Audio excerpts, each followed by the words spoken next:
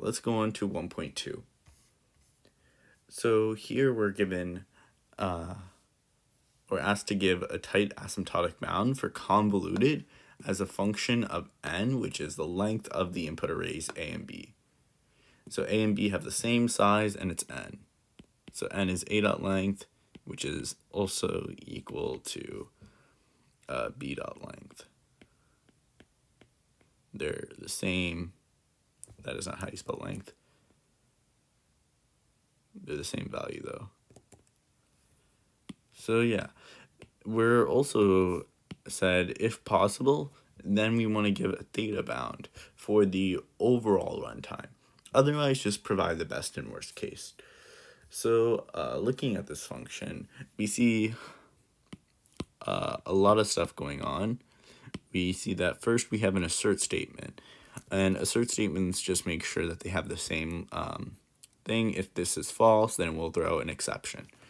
So we're already told that this is going to be true and this takes constant time, so we can just ignore this.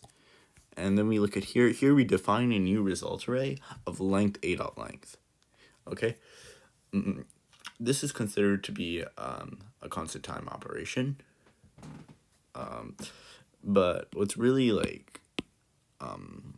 important is to look here.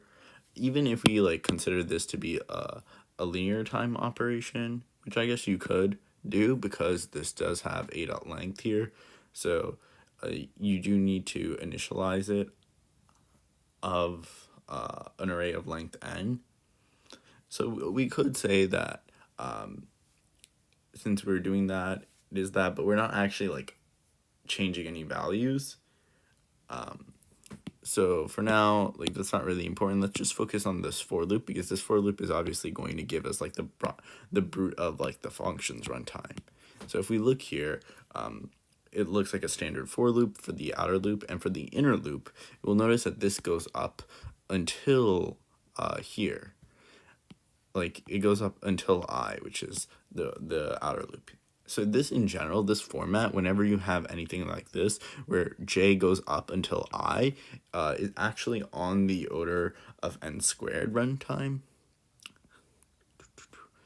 Because you're adding up some constant amount of work from I equals 1 to n. And, well, not constant amount of work, you're adding up linear amount of work. Or not linear, you're adding up I.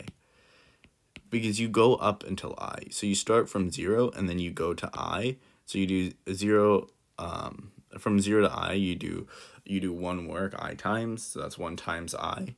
And you do that from I equals 1 to n.